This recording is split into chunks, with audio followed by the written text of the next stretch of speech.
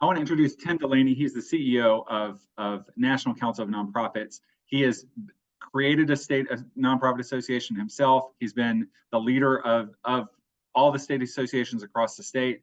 And I'm sure he's going to tell you a lot more about National Council of Nonprofits, but we're really honored to have him today. He has been a big advocate for what was then Momentum Nonprofit Partners, as well as Center for Nonprofit Management, both of whom are members, have been ally members of the National Council of Nonprofits, and also a good friend to our organization as we have really thought through the expansion process. So with that, I'm going to turn it over to Tim. If you are not Tim Delaney, if you can make sure you are on mute so we don't hear your dogs barking and your kids crying in the background, that'd be great. And then also you can use the chat. We're going to have a question and answer as soon as Tim is done. You can put those questions in the chat box for him, and Andrea will be keeping up with those, and we'll be doing a Q&A as soon as Tim is done. So with that, Tim, I'm going to turn it over to you. Great. Thanks, Kevin. I'm delighted to get to join you all again. It's always fun to be with friends. But before I get started on my stuff, I want to just go back to something that Kevin said, and that's that membership is free. I want everyone on this call to understand that is unique in the state association world. Normally the lowest rate is $100 to $250, up to $1,000 or more for membership. What Kevin and his team have done is they have driven a stake in the ground and said that they believe in you, and they believe that there will be funders to help support what you all are doing. And I just encourage you all to make sure that even though membership is free, that you don't take it lightly. Your voice is going to need to be heard in policy matters and other ways. So just a big hats off to Kevin and his terrific team there for having the vision and the courage to stand up for nonprofits in Tennessee. So great job. I've been asked to talk about the state of the nonprofit sector and started thinking, you all might wonder, well, why is this guy talking? What does he know about the state of the nonprofit sector? As Kevin mentioned, I've been here for 16 years. We'll be retiring soon. And over that time period, I've watched our network grow. And over that time, I've been able to go out and speak in various states, pick up a sense of what was happening and learning. And we are constantly, daily, hourly taking in information here at the National Council of Nonprofits to understand what's going on. So I just wanted to flag that for you, and also make sure that everybody appreciates the fact that you now have your own group that's creating the State Association of Nonprofits statewide. And I encourage you all to join in, because when you are a member of the Tennessee Nonprofit Network, that means that you will have more than 30,000 other nonprofits from coast to coast, border to border, and up into Canada, who are your colleagues, who are out there with their eyes and ears and their brains, gathering information, funneling it to their state associations that then get information to us. We analyze it and then package it, try to make it as practical as possible, and then push it back out. So the overall message, you are not alone. When you join the Tennessee Nonprofit Network, you are joining a big family. Speaking of a big family, this is Swimmy the Fish. And I don't know how many of you remember having that read to you or have read it to children or grandchildren or others. But Swimmy is the story of a fish who's swimming around, just enjoying life.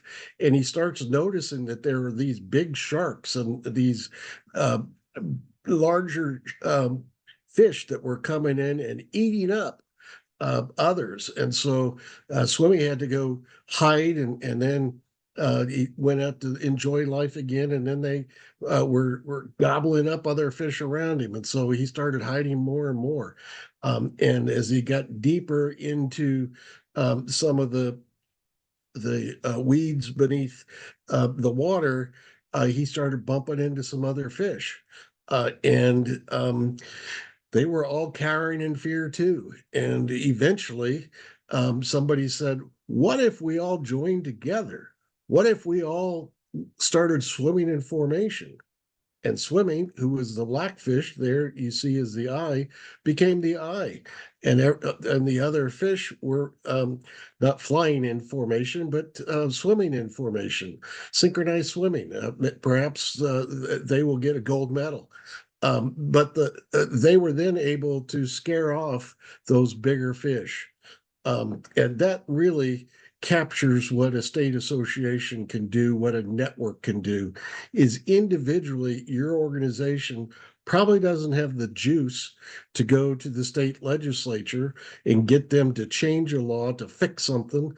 But when you all are working together, you can have power and impact. So just remember, whenever you see the logo map, you think of Swimmy the fish and how we're all in this together.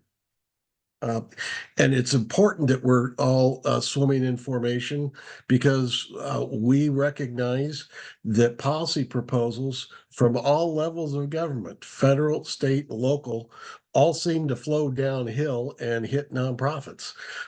And we all need to be cognizant that those laws are out there.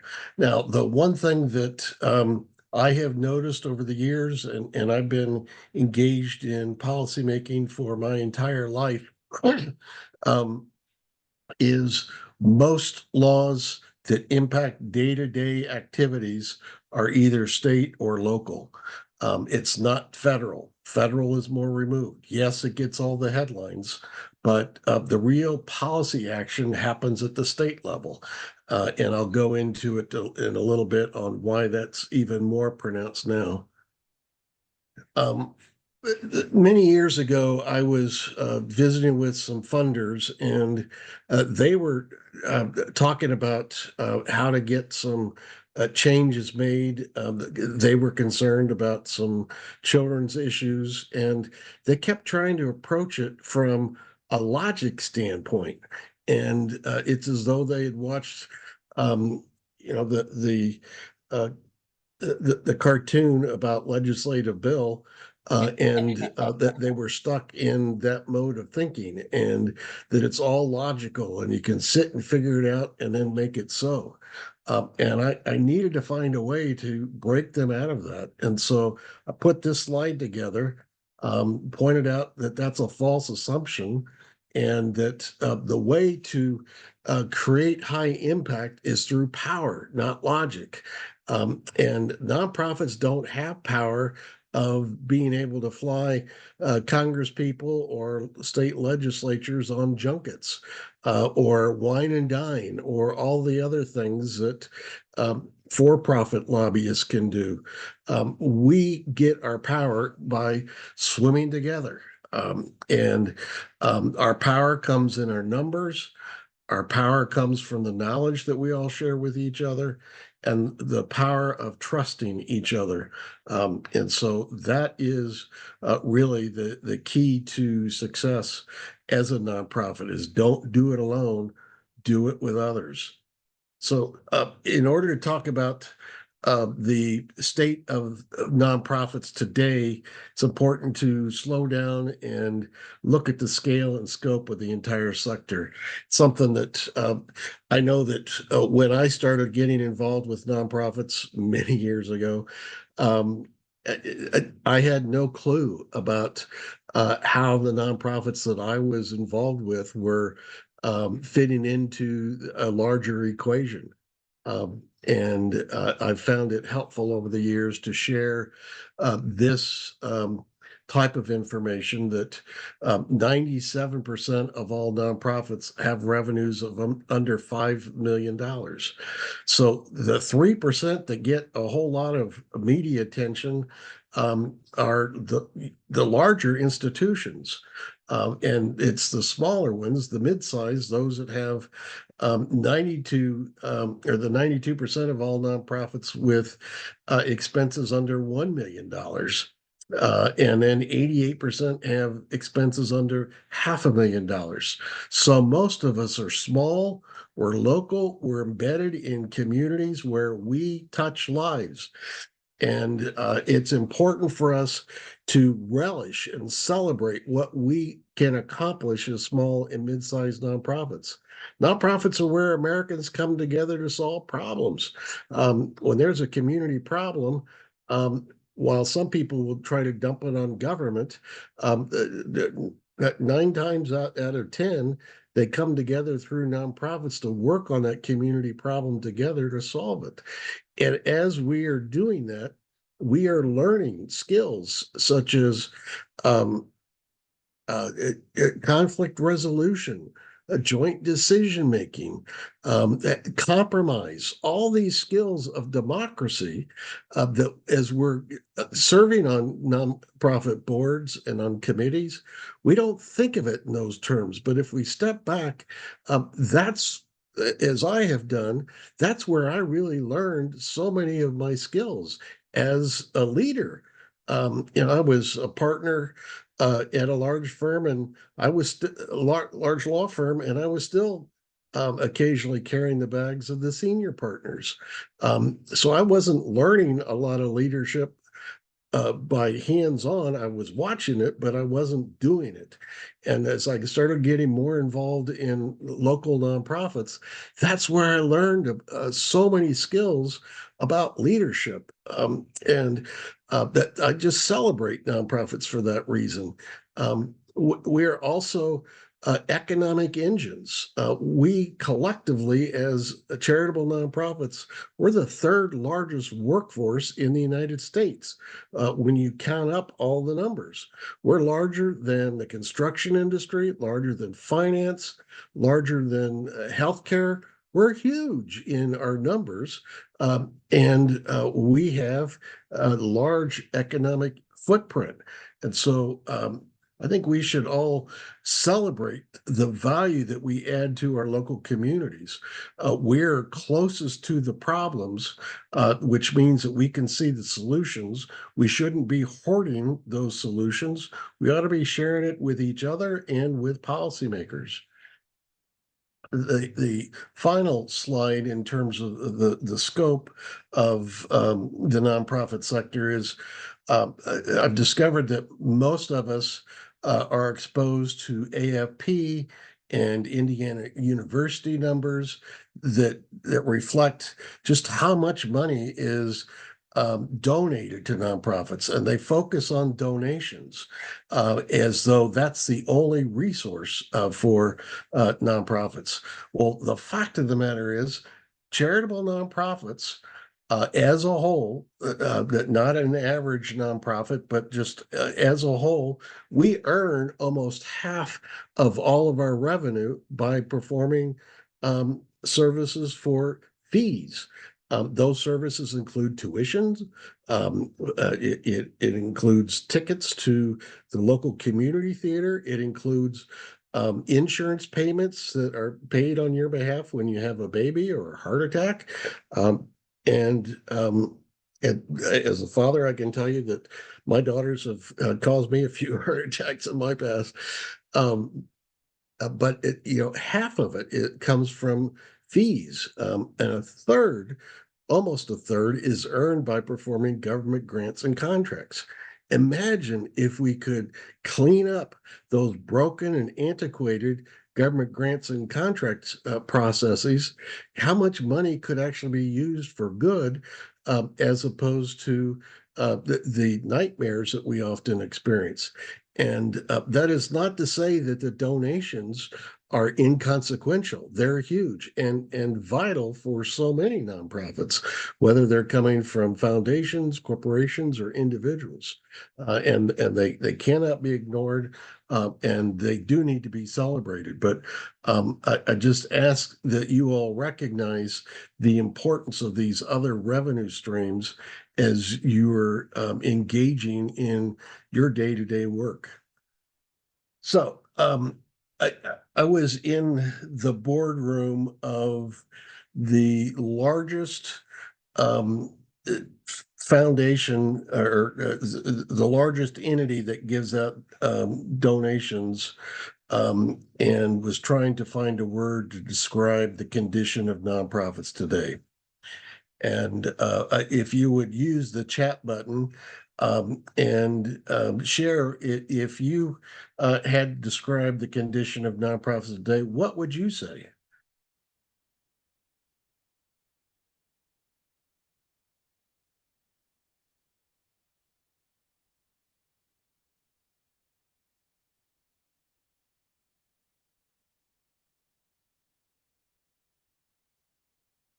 I see precarious, stressed,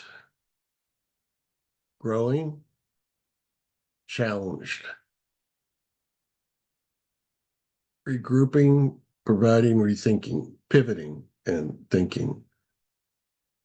Undervalued, challenged, stressed, misunderstood. Amen to all those. As I was in that boardroom, it struck me that because I had access, I needed to make sure they understood what was happening. And so what I did is, before I had walked into the boardroom, I had put a couple things in my suit pockets. And at this point in time, I reached into my right hand suit pocket and I pulled out a hot dog bun.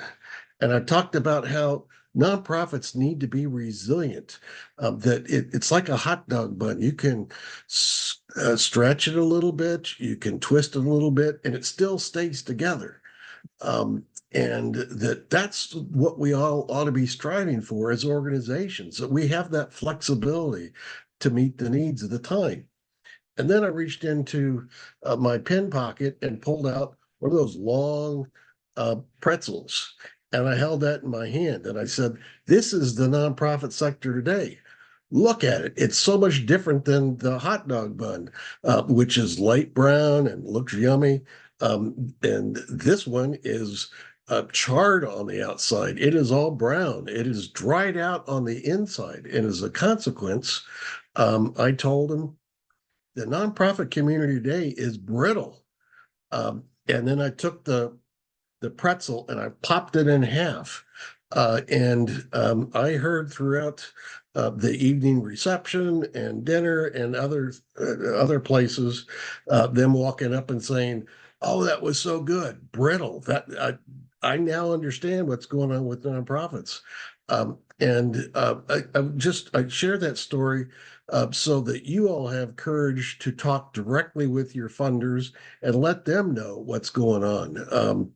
I have found funders over my career. I've worked with governors, I've worked with U.S. senators, I've worked with all sorts of folks, but funders were a different beast. And I didn't know what to do. And over the last few years, I've learned the thing to do with funders is treat them like people, and just inform them, help them, keep them knowledgeable about what's going on, and everybody will win. They can achieve more of what they want to do. You can achieve a lot more of what you want to do. But again, we're brittle. Why are we brittle? I explained to them that the problem that we were facing at the time in 2023 was that people were looking at how the nonprofit sector is today, and thinking in terms of, oh, we're still coming out of the pandemic. people, were slammed a little bit then, but we're okay. And I was like, no, you've got to back it up all the way to 2008 in the Great Recession, because at that time, just a few weeks after I arrived here, the nation's economy cratered. And if you go back and look at the faces of President Bush and his Treasury Secretary and some of the other people, they put on a mask or they tried to have a mask suggesting that everything was under control. But I sensed at the time that there was fear in there. And from the books that have been written since, they were fearing the complete collapse of our economy. And so they threw all these things together, and they threw money at Wall Street and the automotive industry and insurance. They left out anything to state and local governments, where nonprofits earn a third of our revenue. They left nonprofits out. And the economists at the time started predicting it will be a decade. This will be known as the lost decade, because so much economic pain happened, and it's going to take that time to work out of it. And those economists were right. In 2018 and 2019, I was reading stories about how state and local governments, that a third of them still had not recovered to pre-Great Recession time. So everybody was straining. There was not enough revenue, and yet nonprofits continue to do more for people, but with less. And we've all heard the mantra, doing more with less. Well, at a certain point in time, you can't do less with nothing.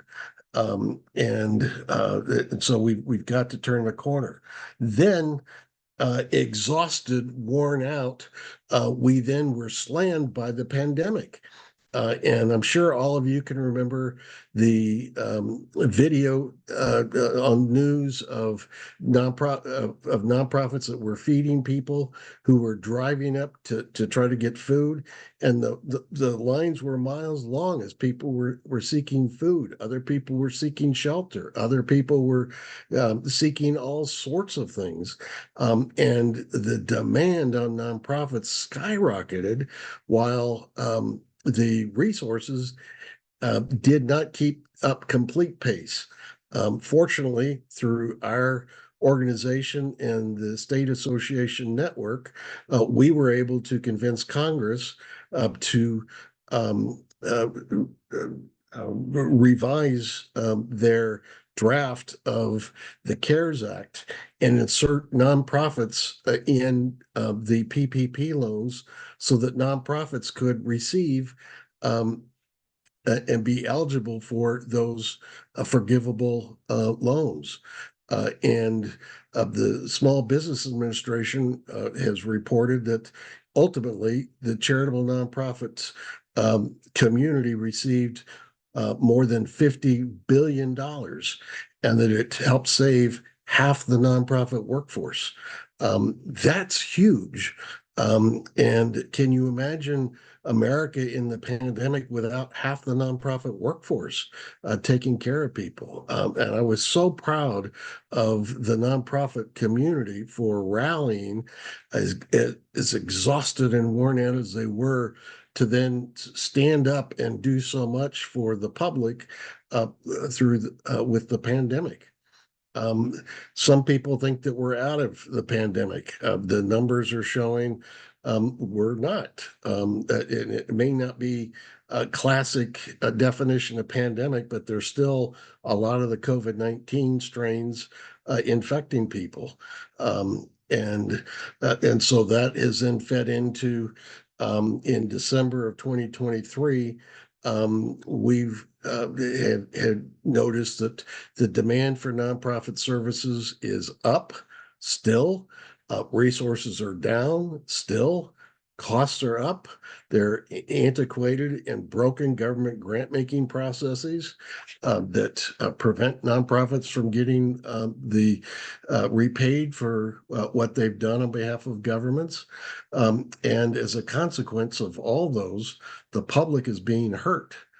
And in terms of the demand being up, the Federal Reserve did a study and found that nonprofits responding to the survey, 70% said they had higher demands for their service over the previous year, which the previous year showed that they were up, and the previous year from that showed they were up.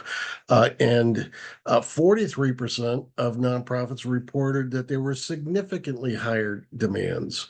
And so if you are feeling as though more people are coming to you seeking help, that's not your imagination. That's happening. Resources are down. We still don't have the full numbers for the last quarter of 2000 or 2023. But it was actually worse than it was the year before in terms of giving to small and medium donors that we've had over the last 17 years. More or fewer people are giving to nonprofits than had before. That's being masked by the fact that you see headlines screaming, "Oh, giving is up." Well, when you have McKinsey Scott and the Gateses and others pouring gazillion into larger entities. McKinsey Scott, to her credit, is actually trying to get it out deeper, and praise the Lord for her. But most of the wealthy are giving to huge institutions, and it's the small to medium donors that tend to give to their local nonprofits. And so we need to be cognizant that those donations continue to go down. Costs are up. And it was a couple of years ago that we documented that inflation had eaten away 13.5% of buying power. Well, inflation is now much lower. And yet when we go to foundations and say, you didn't increase our grants during those periods, we still haven't recovered the 13.5%, let alone the 2.5% that we're eating now.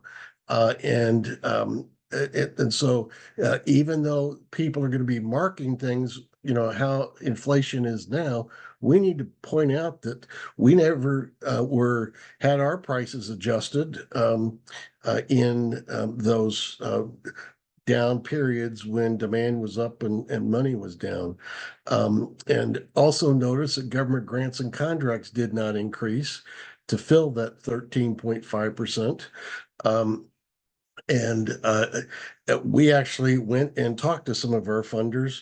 One, we didn't even have to talk to, and they had increased our grant. And others did not, saying that they didn't have enough resources to increase to cover all their grantees, and if they couldn't cover them all, they weren't going to do it for any. Other costs are up. I don't know how bad it's hit nonprofits there in Tennessee, but there's an accountant shortage, and it is hurting nonprofits in most of the other parts of the country.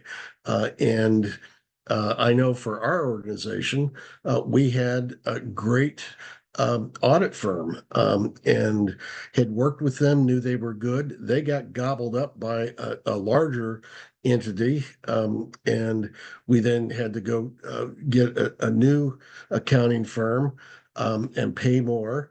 And then that happened again, just because there's this shortage of accountants and the prices are going through the roof.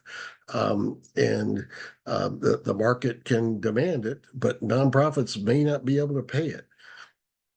I had alluded to the broken government nonprofit grant making processes. We have documented how governments fail to pay the full costs. They're not paying for overhead or indirect cost.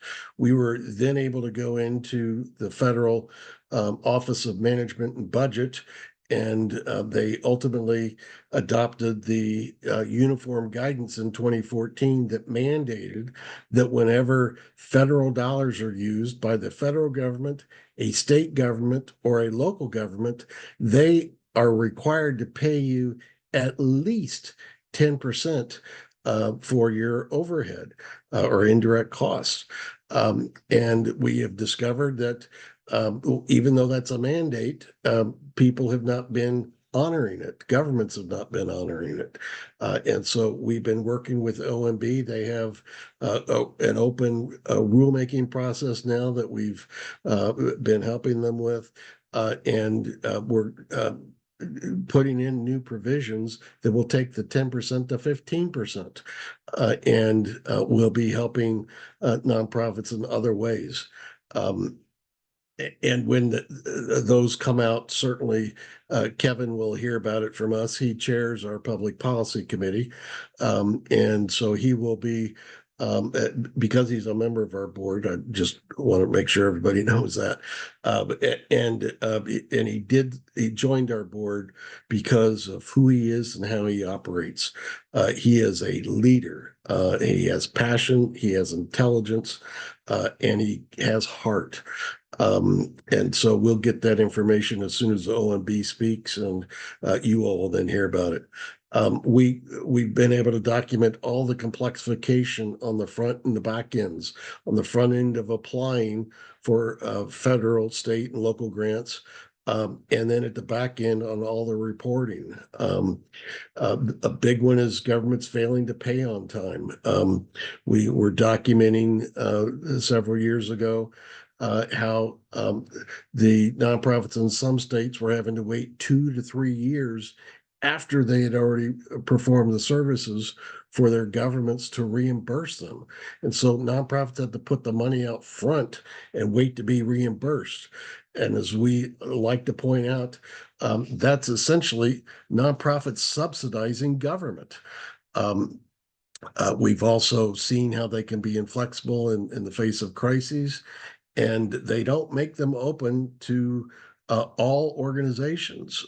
And that's wrong. And so we've been working to fix those, not only through the regulatory process, but also we have some very good federal legislation pending that is bipartisan, and is waiting for the House to be able to pass something, anything. But that's another story. Um, and so all of this then collapses onto the nonprofit workforce, and it creates a horrible crisis for us. And there's fierce competition for employees. I was watching the news last summer, and the city of Austin was having a hard time hiring lifeguards to keep their pools open. And so was the city of Cincinnati. So one of them started paying $1,000 bonus to come work for the summer and increase their salary to $25 an hour. Where nonprofits that were doing the hard work of childcare, of doing the human services, were capped by their government contracts at $13.75. Hobby Lobby and Target were offering huge bonuses. We heard stories about how nonprofits were suffering in rural South Carolina and in Montana, I will add, where businesses were hiring nonprofits to jobs that were paying almost twice as much, uh, but they could work remote for a job that was paying more in Chicago and in New York City. And those companies were looking for talent, and they found it with nonprofits. But then who's taking those nonprofit jobs? Who's replacing those people who are then leaving? We were able to document with a nationwide survey that 74% of nonprofits reported job vacancies. We then pulled the numbers for the for-profit and saw that was more than twice as much as the for-profit sector. Nonprofit workforce has been depleted. Um, More than half of the nonprofits who responded to the survey reported that they have more vacancies now than they had before the pandemic. The top three reasons that there are these vacancies, primarily salary competition. People could get paid more working elsewhere. The budget constraints and insufficient funds for nonprofits to keep pace, and stress and burnout for 50% of nonprofits. So the top policy solutions that we've been working on are reforming government grants and contracts, adopting charitable giving incentives, and trying to have them restored at the federal level and get new ones at the state level, strengthening the public service loan forgiveness program, and increasing access to support for affordable childcare, because that was another survey finding that a lot of nonprofits couldn't find childcare for employees, and people are not going to risk their kids staying at home alone. And so we've been working on that and seeing some progress at the state level. Um, as a consequence, nonprofits have fewer staff trying to meet the increased demands for services. That's a much heavier burden that we're carrying. And think about it. If nonprofits don't have enough staff, it means they can't do as much. And that therefore the people relying on them ultimately suffer. And it's not because the nonprofits are dropping the ball. It's not because they don't have the same passion and verb to assist. They just flat out don't have the capacity. And in our report, we then document various ways that the public suffers. Sometimes they have to travel further for the services. Sometimes they completely lose the services. Sometimes they get put on waiting lists. We encountered just a horrific set of circumstances in a couple of states where they had domestic violence shelters where they were having wait lists of over a month, some for 3 months, because the nonprofit didn't have capacity, didn't have enough workers to take care of the demand. Imagine that you're an abused spouse with kids, and you're looking for shelter, and being told, "Well, what's your name? I'm going to put you on a waiting list," and it's breaking the heart of those nonprofit employees who then leave, putting a deeper strain on everybody. So, what's ahead? Well, here's what we're looking at, and that's at the federal level. It's gridlock across the board. We find that Congress is incapable of passing something as fundamental as the budget. And so there's not much of anything that's coming out. They passed 17 bills last year. Three of them were renaming post offices. And so it is not getting the job done. Then we have the Supreme Court that is making so many rulings, essentially saying this is no longer a federal issue. This is a states' rights thing. We're going to send it back to the states. And so when Congress doesn't do its job, and there are needs in the community, that means that the state legislatures have to do it. When the Supreme Court sends things back down to the states, that means that the state legislatures are going to do it. As a result, we have a game of chutes and ladders, and it's all coming to the states. That's why the Tennessee Nonprofit Network's so important. What's ahead? We have the 2024 fiscal year budget that started last October 1st. The Congress still hasn't passed. And it looks as though they're going to have another problem when they reach the point where they've kicked the can for the last time, and they may be forced to kick it again, or just have a shutdown. At the state level, what are we going to see? We're going to see a lot of states trying to mess with election laws, trying to get a leg up. It happens in the red states, it happens in the blue states. And in the red states, you'll see more demand for tax cuts. It's an election year. You want to go out and run and say, "Hey, I gave you more of your money back." Well, some states are starting to find that they've cut things so much that they're incapable of running the state. Um, we all can anticipate that the 2024 elections are going to create division and chaos. And people are questioning the role of nonprofits in helping people register to vote on a nonpartisan basis. That is fundamentally legal. And you cannot be challenged for that, but you need to remain nonpartisan. And we know some unknowns. We just don't know when they're going to happen. And those would be weather disasters, human-made disasters such as horrific shootings. In all the years I've been around, I am picking up more signals of senior government officials talking about the possibilities of war because things are crumbling so much so quickly, and in the Middle East and with China. Now, does that mean that if there's a war abroad, that it's necessarily going to hit you directly in Tennessee? No, but think about it, what it's going to do to the economy, the strains that it will then put on the families of the military, the other demands that will go up when there are not the resources that are needed to get things done. And again, these are some images of what we've all seen in terms of natural disasters.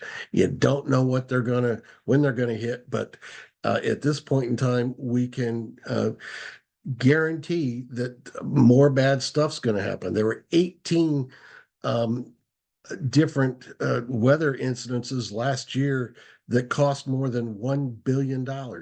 18. And it used to be that there would be one or two a year. And so it's getting a lot more frequent and a lot more destructive. So it's not just all gloom and doom. Let me give you 5 action steps. First, cash is king. You've got to be building your reserves. It may be painful with what you're doing, trying to do, but if you run out of cash later, it means you won't be able to do anything. And so work on developing your reserves. The next is be resilient. Recognize that you are not going to be able to function without your employees. Look at that week of rest in April that Tennessee Nonprofit Network is promoting. Think about ways that you could be supporting your workforce. If burnout is so big, how do we retain our existing employees? Jim Canales just wrote a piece. He's the head of the Bar Foundation, and he was predicting actually hit the same things that I hit upon. And he was talking about how they, as a foundation, now recognize that they need to remain steadfast and stand firm with their grantees. And he went on to say that steadfast for the Bar Foundation means holding tightly to your mission, your values, and your goals, and then loosely to your strategies, tactics, and approaches. And I just saw during the Great Recession, and it was repeated with the pandemic, how a lot of DC-based organizations kind of froze up. They didn't know what to do, and they were then going back to their own strategies and saying, well, this is what we mapped out for this year. So this is we have our feet sunk into concrete, and that's what we're going to do, as opposed to being nimble and responsive to the times while always being true to your mission and your values. Hold on to those tightly and otherwise be flexible. Then the next thing is just remember there are safety in numbers. Don't forget about swimming. And then to operationalize that, just recognize that the power that you get is through the connections. I told you about how everything is going to be hitting the state at the policy level. And that's going to be the time for you all to rally. So my charge to you would be everyone watching this, please identify in your mind right now two other nonprofits in Tennessee that you think would add value to a collective or could receive value from a collective where people are exchanging information, ideas, coming together for advocacy purposes, and camaraderie. Those are all important. And the stronger the Tennessee nonprofit network is, the stronger you will be. So please expand that membership so that you are at full strength. And now's the time I flip it back to Kevin. I don't know how much or little time I have for questions, but I will toss it back. Awesome. Thank you so much, Tim, for all that information.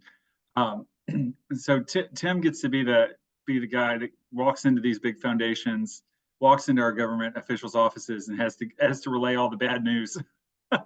So luckily he's there, though, that he's advocating for us on a federal level, and as we've seen with if you got a PPP loan, that advocacy work at the federal level certainly works, and it certainly works at the local level as well. If you have questions, you put your questions in the chat. Andrea, I'll turn it over to you to handle the questions. But then Tim, I've got a question for you while people are putting their questions in the chat. So what do you see in the South specifically? You sent me the document this morning about the foundations in the South. What are you seeing for a state like Tennessee coming up? Some of our biggest challenges and some of our biggest potential wins coming up. There is a slow burning recognition that started 7 to 10 years ago that among the funders that something needs to be done to help support nonprofits in the South. There are not a lot of Ford foundations or Gates foundations that are located in the South. And so how do we best help support? One of the things I learned when we were doing some of our first national surveys with an outside survey firm was we were asking about how bad is the government grants and contract system. And the numbers in New York and New Jersey and California were off the charts with people complaining and saying, fix this, fix that. And the responses from the South were basically, we're used to it. And you all were not standing up for yourselves. You didn't realize how bad it was when compared with other states. And that's a cultural issue.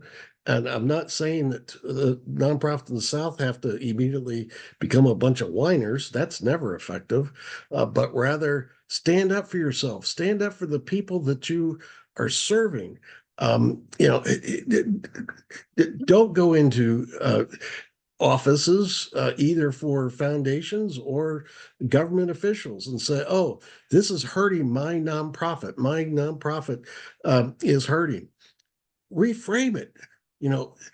Because we are not getting the resources because you are doing this to us or that to us, we're not able to deliver the services to Grandma Jones who needs to have her medicine delivered, or we're not able to help this U.S. veteran who has lost a leg and needs to be taken to a healthcare clinic. That's what our nonprofit does, but you're not giving us the resources, or you're putting up these barriers. And so I think that's one of the things that can be done. The piece that I sent to Kevin was one from a Michigan think tank that it was writing about, and it's primarily for funders, about the need to be putting more money into the South. And so I think that with Kevin's leadership and some of and it's not just Kevin, he's supported by his board and his outstanding staff. But he's out there on the point, just trying to rally and make sure that nonprofits are seen and heard. And please support him. And he doesn't have to do it by himself. I'm sure he'd be happy to have company. But I think that the overall thing is nonprofits in the South, nonprofits in Tennessee. You have new opportunities. Take advantage of them. And it's going to get worse, folks. And so try to work on your resiliency, your cash now, and hold hands together. My mom, when we would go into a city when we were kids, and there were six of us, she would point out that the drivers can't see you all by yourself. So hold hands. They'll see you all together. And lo and behold, none of us were ever hit by a car.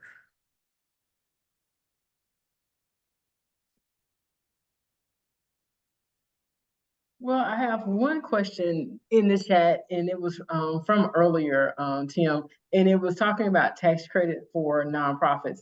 And one of the questions, the actual question is that the participant thought that nonprofit workers had a lower rate on or should get a tax credit. Are you able to answer that question for Um, yes, just generally, there are many things that we want to make sure that nonprofits are respected.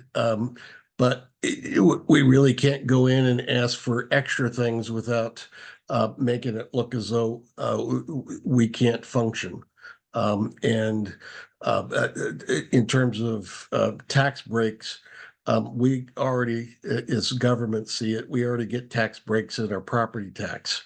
But we are fighting all the time here to make sure that when governments are giving out tax breaks to the private sector, that they remember and the tax breaks historically have been built on income tax. So they'll give them a tax break or a credit on their taxes. And we actually were able to change that in the CARES Act, actually the bill just before the CARES Act in March of 2020, where this issue of nonprofits not getting the same tax benefits as for-profits, we were then able to get Congress to rewrite that in a way that then nonprofits were able to get the employee retention tax credit. Because before we got involved, nonprofits were not taken care of. And so what we normally try to do is match as opposed to ask for additional benefits.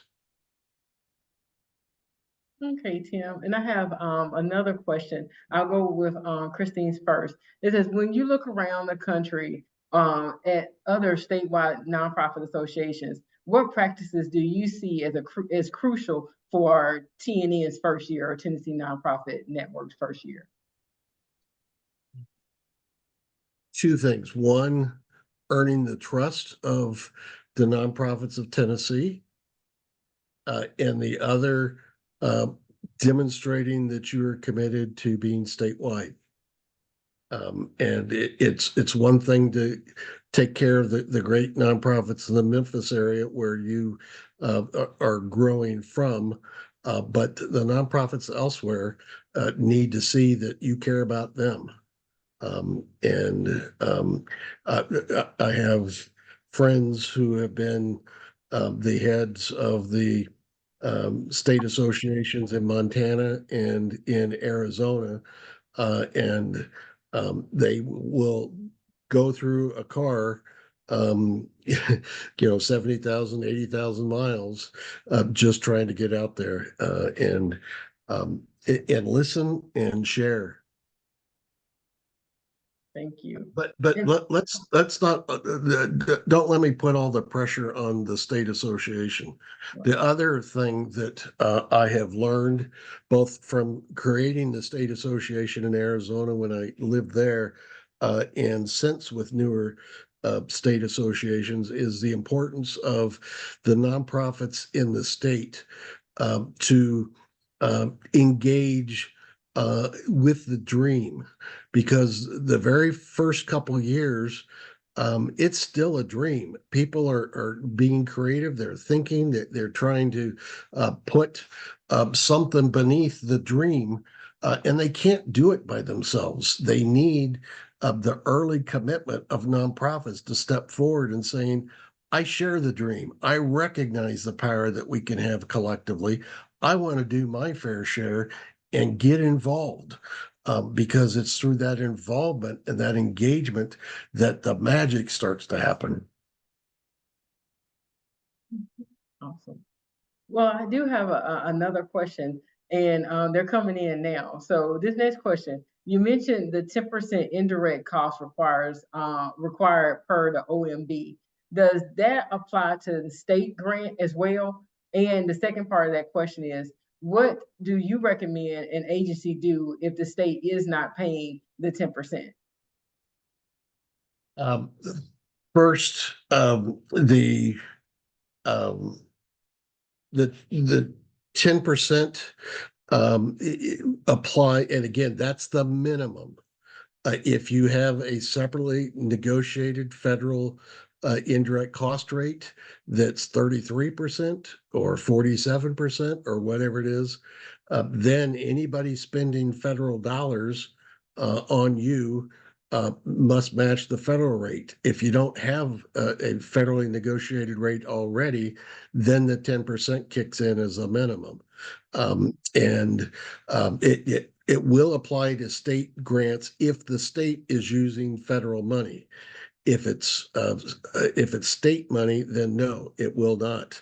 But it's one of the things that's hidden, and you all may recall the slide that I had earlier on of how everything flowed downhill from federal to state and local.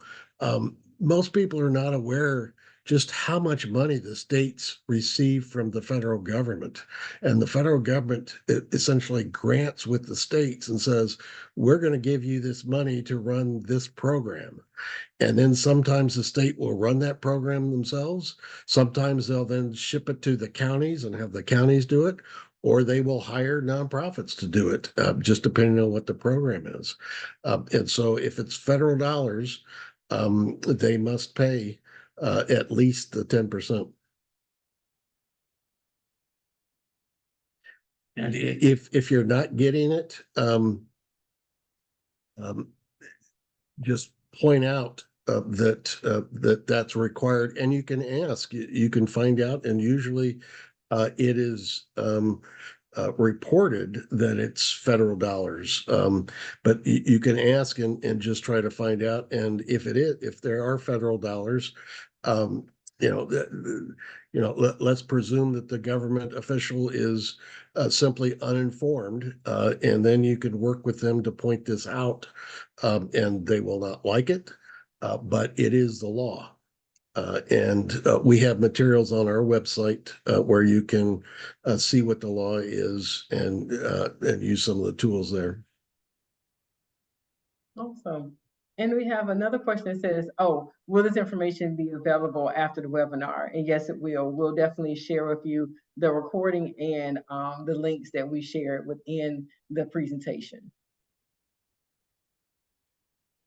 Are there any other questions?